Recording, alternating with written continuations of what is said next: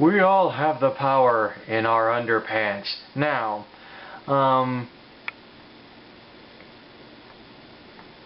but no, I mean there was, of course, there was He-Man, there was Thundercats, there was the '80s Transformers and G.I. Joe. I mean there were a crap load of shows. Even in the '90s, we had like the Hulk, the really bad Iron Man cartoon, Fantastic Four, Spider-Man, Superman the animated series, Batman the animated series. I mean, we had so many shows in the late '80s, early '90s, and even midway through the '90s that it was ridiculous. Yeah, and most of them kicked ass.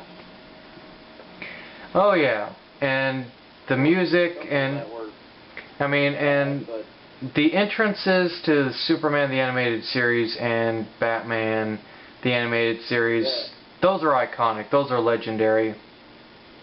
Yeah, especially the new Superman Batman Adventures intro. God, I love that intro so much. I think the intros that I really love, and as corny as it sounds, but I think the best entrance that DC Animated has done, no joke, is the Justice League intro. Just just the sun rising and you seeing all the heroes like walk very slowly. That stereotypical like Motley Crue inspired shot, if you will. And then they show each of the heroes. You show Batman throwing a batarang, Wonder Woman deflecting bullets, Green Lantern charging his ring, Superman busting through a wall, Martian Manhunter going from a Chinese dragon to his, regular form, then the Flash running, and then Hawkgirl just like flying through the skies. I looked at that and I was like, that is very cinematically beautiful.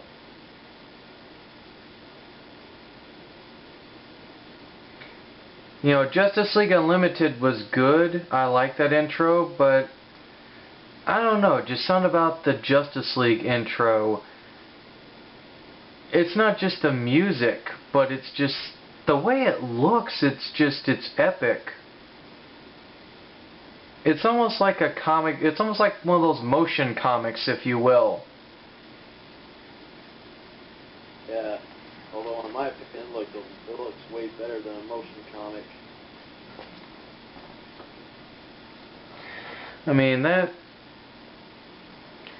But there's many different shows, and it's a shame that shows like Batman Brave and the Bold, Spectacular Spider-Man, Wolverine and the X-Men, Iron Man Armored Adventures, and all these, and Earth's Mightiest Heroes, and all these other shows, they leave on cliffhangers too, and that's one thing that I'm starting to get annoyed with, is these companies waiting a really long time before they want to release new episodes, and they leave it almost like a cliffhanger.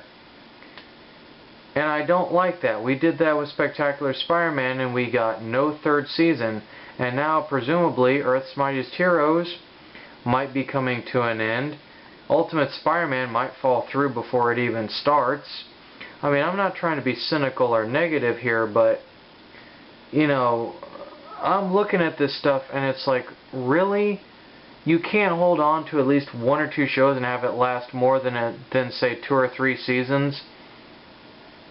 How long was Batman and Superman the animated series for? They were on like what, like 6, 7, close to 8 years?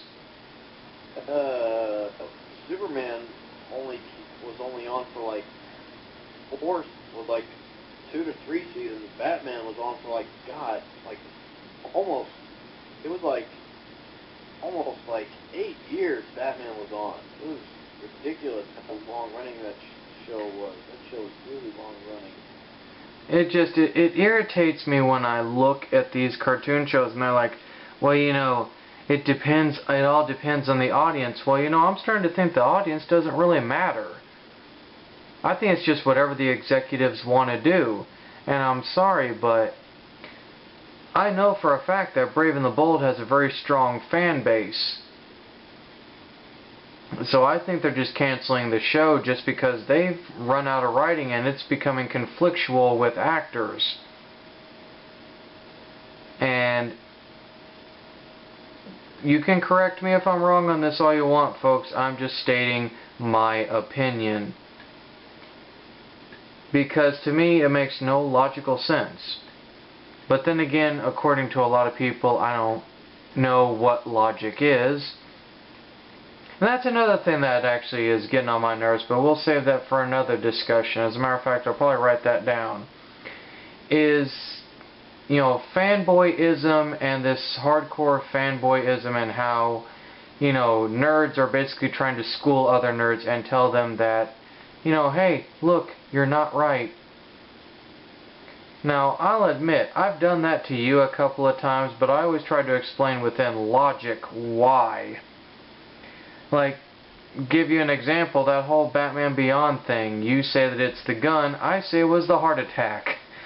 Hardcorely, I might add, that made Bruce Wayne give up being Batman and pass it on to Terry and Batman Beyond, because while the ideology of Bruce Wayne having to use a gun is there, I think it's the fact that just, you know, Bruce realized that he was getting too fucking old to be Batman.